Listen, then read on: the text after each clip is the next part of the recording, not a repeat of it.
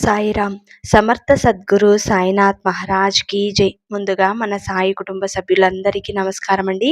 అందరూ కూడా సుఖంగా, సంతోషంగా, ఆరోగ్యంగా బాగుండాలని మనస్ఫూర్తిగా కోరుకుంటూ ఈరోజు వీడియో మొదలు పెడుతున్నాను. ఇక ఈరోజు వీడియోలో బాబా గారు ఏం చెప్పబోతున్నారు అంటే, తల్లి ఇప్పటికే చాలాసార్లు హెచ్చరించానమ్మా, ఇదే ఆఖరిసారి, వినకపోతే కర్మ వదిలిపెట్టదు తల్లి, అస్సలు నిర్లక్ష్యం వద్దు అని చెప్పి బాబాగారు ఈరోజు మనందరి కోసం ఏదో తెలియని సందేశాన్ని తెలియబరచడానికి వచ్చారండి. మరి బాబాగారు చెప్పే సందేశం ఎవరైతే నిర్లక్ష్యం చేయకుండా వినగలుగుతారో వారి జీవితంలో ఎలాంటి మార్పులు జరుగుతాయో మీరు ఈ వీడియో ద్వారా తెలుసుకోవచ్చు. బాబాగారు అందించే సందేశం నిజంగా మన జీవితాన్ని మారుస్తుంది. మరి బాబాగారు అందిస్తున్న ఆ సందేశం ఏంటో తెలుసుకునే ముందు ఎవరైనా కొత్తగా మన ఛానల్ని చూస్తున్న వారు ఉన్నట్లయితే వెంటనే సబ్స్క్రైబ్ చేసుకుని సపోర్ట్ చేయండి ఫ్రెండ్స్. అలాగే ఎన్నో చోట్ల జాతకం చెప్పించుకొని ఉండవచ్చు, కానీ ఈ గురువుగారిని ఎప్పుడు సంప్రదించి ఉండరు. ఎందుకంటే ఒక్కసారి ఇక్కడ జ్యోతిషం చెప్పించుకుంటే మరొక చోట చెప్పించుకునే అవసరం రాదు. మీకు ఎంతటి కష్టం ఉన్నా ఈ గురువు గారు తప్పకుండా మార్గం చూపిస్తారు. ఈ స్క్రీన్ మీద ఉన్న నంబర్కి కాల్ చేసిన క్షణం మీ కష్టం తీరిపోయినట్టే. శ్రీ షిరిడి సాయి బాబా గారి ఆశీస్సులతో జ్యోతిషం చెప్తారు. గురువు గారి పేరు సుబ్రహ్మణ్య రాజు గారు. నంబర్ 1 వశీకరణ స్పెషలిస్ట్ అండి. వీళ్ళ ఫోన్ నంబర్ 7075663225. మీకు ఎలాంటి సమస్యలు ఉన్నా సరే కేవలం ఫోన్ ద్వారా, పూజల ద్వారానే మీ సమస్యలకు పరిష్కారం చూపిస్తారు. నేరుగా వెళ్లాల్సిన అవసరం కూడా లేదు. చిన్న ప్రయత్నం మీ జీవితాన్నే మారుస్తుంది.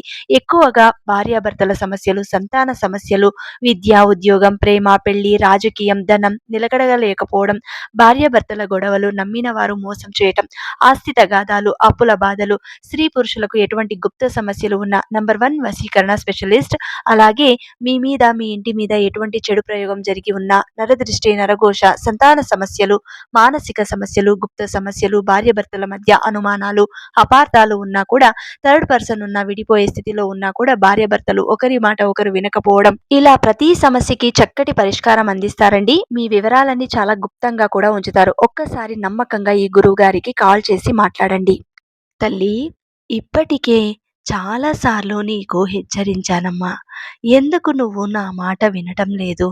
ఈ సాయి ఏదైనా నీ మంచి కోసమే చెబుతాడు అన్నది గ్రహించలేకపోతున్నావెందుకు? ఈసారైనా నా మాట విని నీ జీవితాన్ని చక్కదిద్దుకో. ఈ సందేశం నీకు పూర్తిగా అర్థం కావాలంటే నీకొక కథ చెప్తాను, జాగ్రత్తగా వినమ్మా. అనగనగా కృష్ణాపురం అనే గ్రామం. ఆ గ్రామంలో రాఘవయ్య అనే పచారీ సరుకుల వ్యాపారి ఉండేవాడు. అతనికి 2 కొడుకులు. ఇద్దరికి పెళ్లిళ్లు చేసిన రాఘవయ్య ఎటువంటి పరిస్థితి వచ్చినా ఉమ్మడి కుటుంబంలోనే కొనసాగాలని కోడళ్లకు షరతు పెడతాడు. అదే ఊరిలో వడ్డీ వ్యాపారం చేసే సోమయ్య రాఘవయ్య చిన్ననాటి స్నేహితుడు.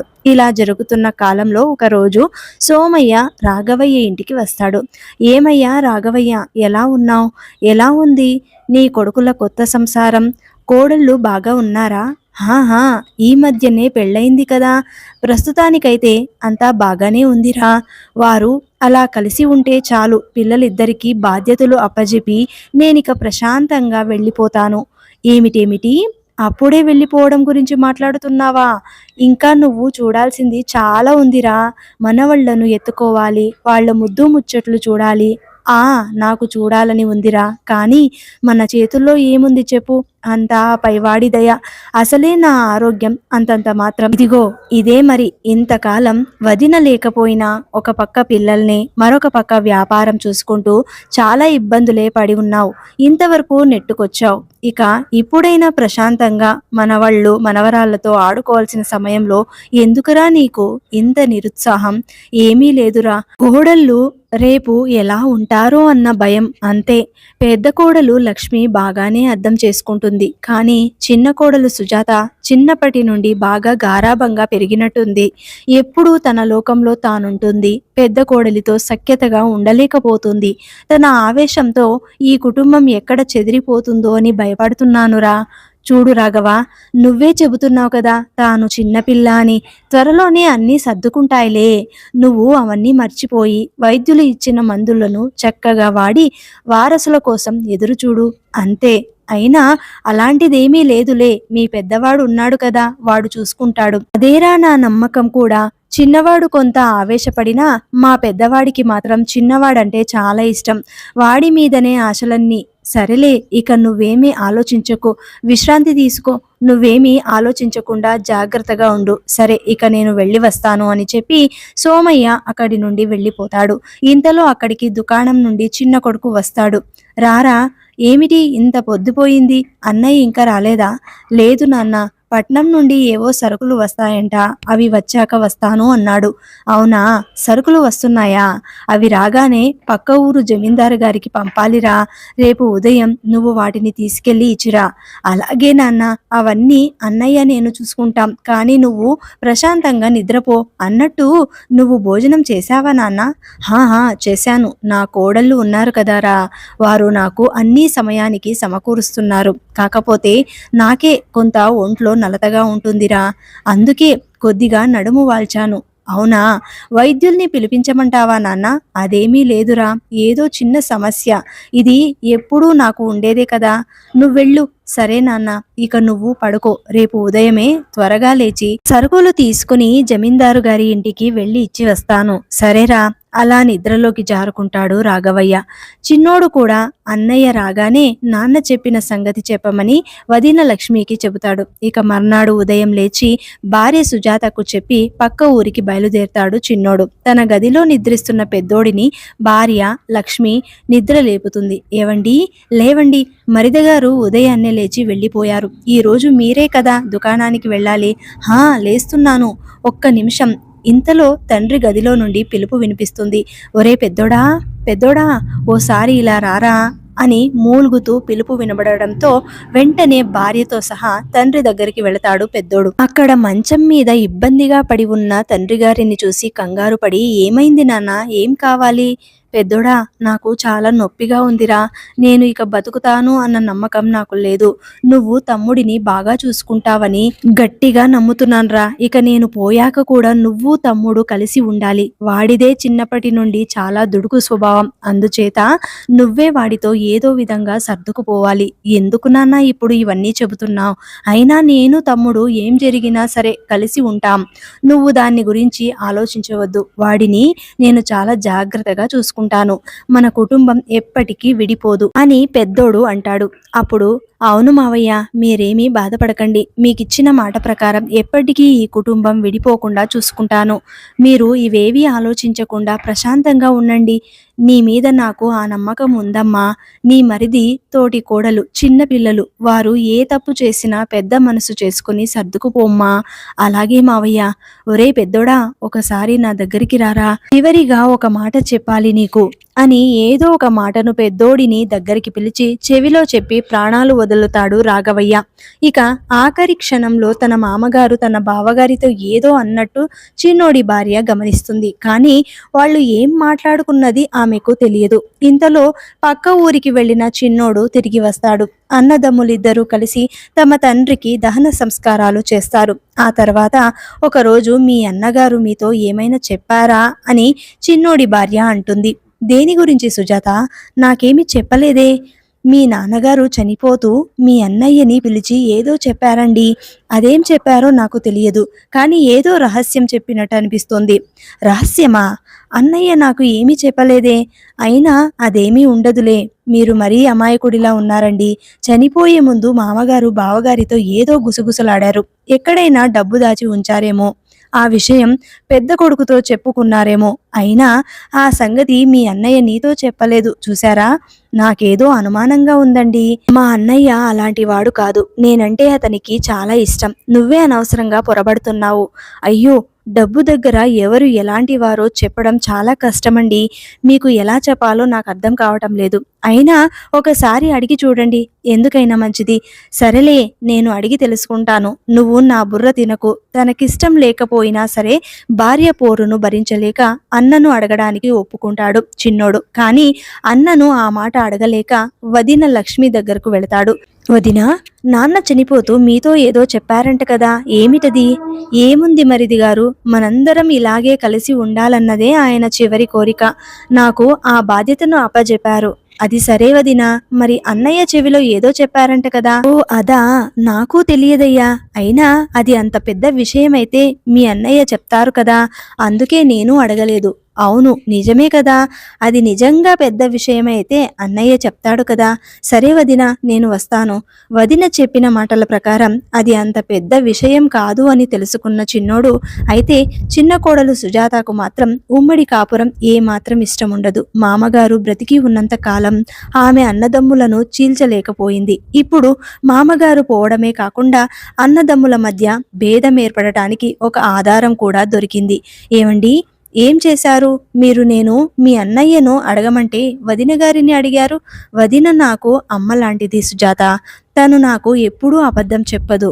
అబ్బో సరే సరే, ఆవిడ మీకు అబద్ధం చెప్పలేదు అనుకుందాం, కానీ మీ నాన్నగారు మీ అన్నయ్య గారితో అసలు ఏం చెప్పలేదు అని అనలేదు కదా. మీ వదిన నాకు తెలియదు అని మాత్రమే కదా చెప్పింది. మరి ఆ సంగతి ఏమిటో మీ అన్నయ్యని మీరే ఎందుకు అడగకూడదు? చూద్దాంలే సుజాత. వేసిన విషబీజం చిన్నోడి మనసులో నాటుకుపోయింది. దాంతో రోజు రోజుకి అన్న మీద అనుమానం పెరగసాగింది.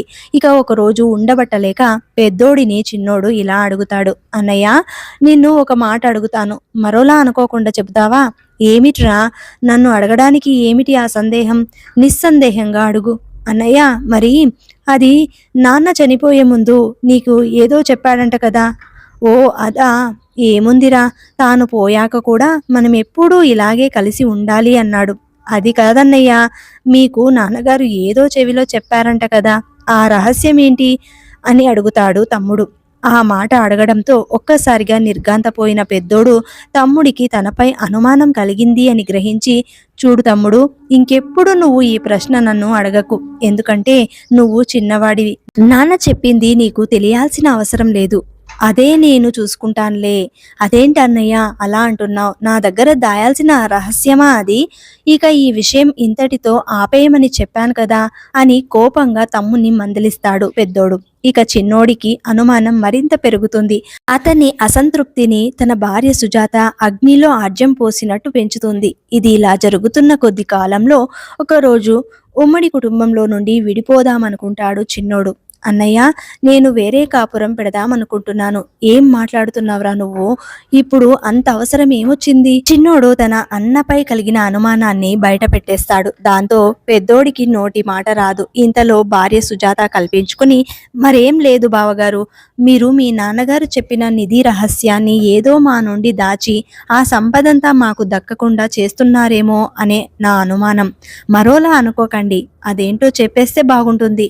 ఏంటి సుజాత, ఏమంటున్నావు నువ్వు? నిదేమిటి?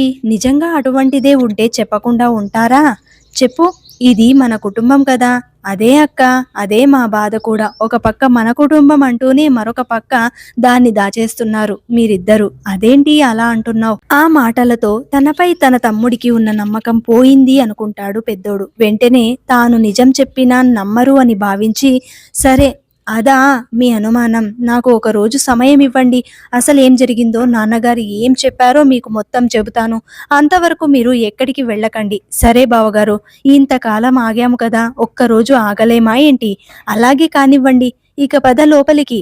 తనపై కలిగిన అనుమానాన్ని ఎలా తొలగించుకోవాలా అని ఆలోచిస్తూ పెద్దోడు తన భార్య లక్ష్మి దగ్గరకు వస్తాడు. ఏంటండి, మీ నాన్నగారు ఏం చెప్పారు? నాకైనా చెప్పొచ్చు కదా, ఎందుకు వాళ్ళ ముందు మీరు దోషులా నిలబడతారు? చెప్తాను లక్ష్మి, తప్పకుండా చెప్తాను అని నాన్నగారు చివరి క్షణంలో ఏం చెప్పారో వివరంగా తన భార్య లక్ష్మికి చెప్తాడు పెద్దోడు. అంతా విన్న లక్ష్మి, అవునా, మరి మీరు ఈ నిజం మీ తమ్ముడికి ఎందుకు చెప్పడం లేదు? నిజమే లక్ష్మి, చెప్పొచ్చు, కానీ వాళ్లకు నా మీద నమ్మకం పోయింది కదా. ఇప్పుడు నేనేం చెప్పినా వాళ్ళు నమ్మరు. అందుకే ఇప్పుడు నేనేం చేయాలో నాకే అర్థం కావటం లేదు. అప్పుడు లక్ష్మి ఇలా అంటుంది, అయితే నేను చెప్పినట్టు చేయండి. మామగారు మీరిచ్చిన మాట ప్రకారం ఈ కుటుంబాన్ని కాపాడుకోవడం కూడా మీ బాధ్యత అని ఒక ఉపాయం తన భర్తకు చెప్పి తన నగలన్నీ ఇచ్చి తన మామగారి చిన్ననాటి స్నేహితుడు వడ్డీ వ్యాపారి అయిన సోమయ్య దగ్గరకు పంపుతుంది లక్ష్మి. ఏంటి పెద్దోడా ఇలా వచ్చావు? అంతా కులాసేనా? మీ నాన్నగారు ఉన్నప్పుడు రోజు నేను మీ ఇంటికి వచ్చేవాడిని, కానీ ఇప్పుడు అక్కడికి రావడానికి కారణమే లేకుండా పోయింది. అయ్యో అలా అనకండి బాబాయ్, మీరు ఎప్పుడైనా మా ఇంటికి రావచ్చు. సరేలే, ఇంతకీ ఏమిటి ఇలా వచ్చావు? ఇవి లక్ష్మీ నగలు బాబాయ్, ఇవి తీసుకుని నాకు ఇవ్వగలిగినంత సొమ్ము ఇవ్వండి. ఏమిటి? డబ్బు ఇంత అవసరం ఎందుకు కావాల్సి వచ్చింది? అది మరి ఏమిటంటే అని చెప్పలేకపోతాడు పెద్దోడు. ఆ మాటలు విని సోమయ్య ఇలా అంటాడు. ఏంటి? నాకు కూడా చెప్పలేనంత రహస్యాలున్నాయా మీకు? ఏమైందో చెప్పు. ఏమీ లేదు బాబాయ్. మా తమ్ముడికి మా నాన్నగారు నాకు ఏదో నిధి రహస్యం చెప్పి చనిపోయాడని అనుమానం పుట్టింది.